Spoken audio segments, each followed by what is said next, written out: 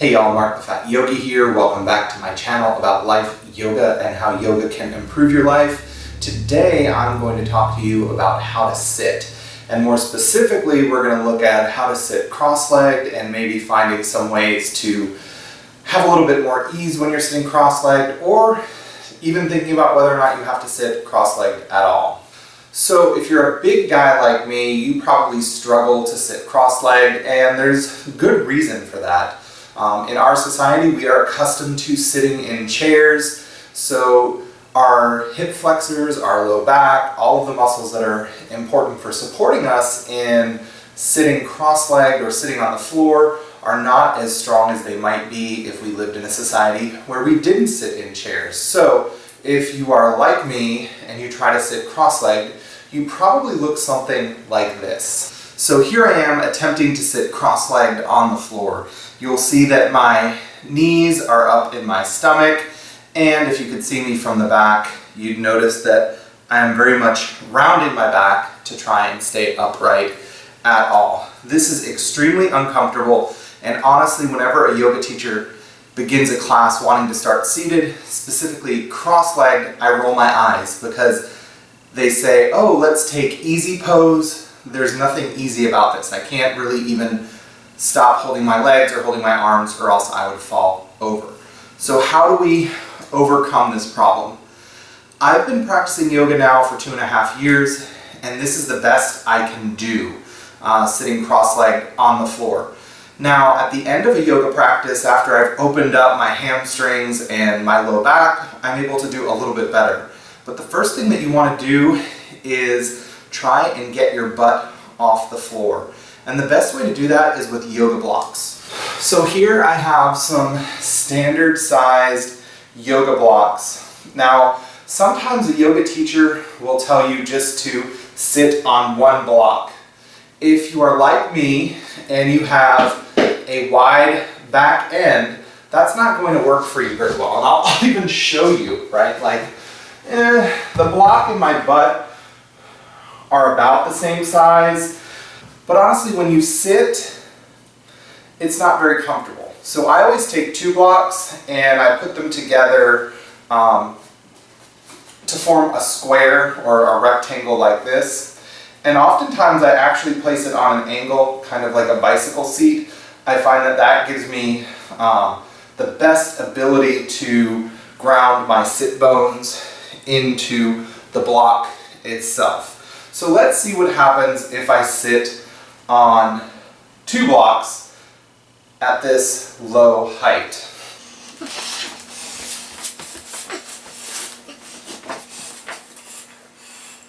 Alright, so this is a little bit better, but I don't like where my knees are. They're still kind of up in my stomach.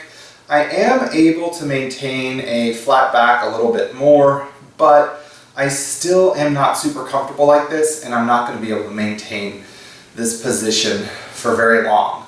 So in comes my best friends, the big yoga blocks. These are 5 inches on their shortest level here, and I got these from yogaaccessories.com. This isn't a sponsored thing. These are just like a lifesaver for me and my practice. So what I'm going to do first is I will try to sit on one of the big yoga blocks at their lowest setting, and we'll look and see how that looks. So this is much better than just sitting flat on the floor. You'll see that my knees have dropped a little bit more, and I'm able to maintain a pretty flat back. I'm not rounding through the low back. It's actually pretty easy for me to sit like this, but I'm not entirely satisfied. So honestly, in my practice, what I do is I get the standard blocks and the large blocks and stack them together. So I'll show you what that looks like.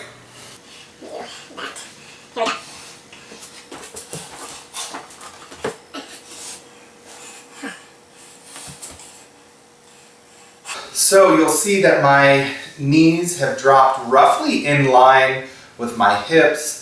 I am not efforting at all to sit upright. I feel extremely comfortable. Now, personally, I know that I'm not going to be able to maintain sitting cross-legged for that long of a time, but this is good for short intervals, and this is especially a good position for me to be in as I am strengthening my core and building strength and flexibility in the low back and through my hip flexors, so that over time I might find my knees opening a little bit more. We've got to train.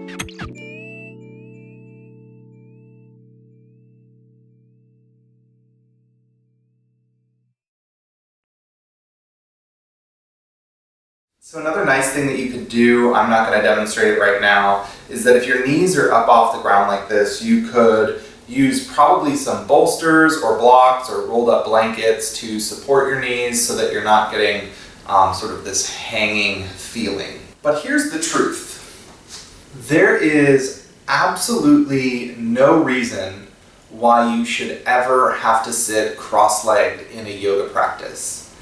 It is completely optional. There are plenty of other ways for you to sit, and really it's your practice. And when it comes to sitting, it really is a Goldilocks moment. You want to find the chair or the seat that suits you and your body best. That may mean that you pick your butt up off the ground using blocks. I wouldn't necessarily recommend a bolster because bolsters are really soft. They're going to squish down when you sit on them, where the blocks are going to give you a lot more support. It's much more grounding. It's like sitting on the floor. Now, I know that we've all seen pictures of monks meditating in lotus position or half lotus position. You do not have to sit like that to meditate. There's no rule that says that you're only meditating if you're sitting in lotus position.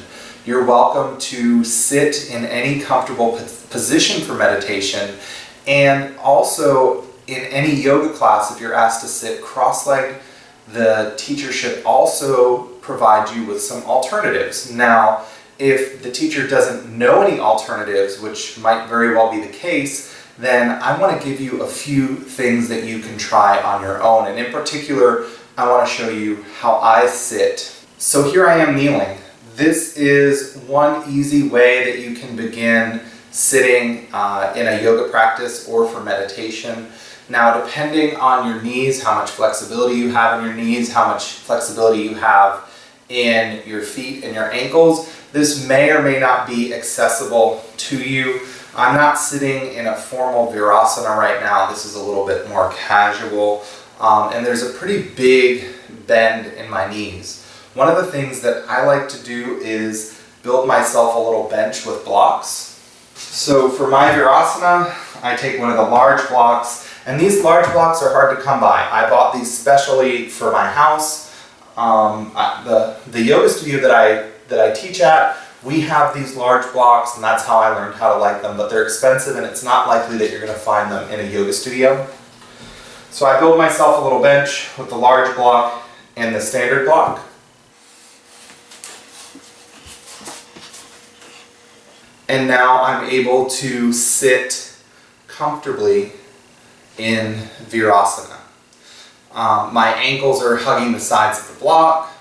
Sometimes I get a little bit of pressure in the backs of my knees, or actually in the front of my knees from being bent this much, so I'll take a blanket and I'll just place it in between the knee creases and it takes the pressure away. I think once during teacher training I sat in virasana for an hour with my little bench that I made out of yoga blocks.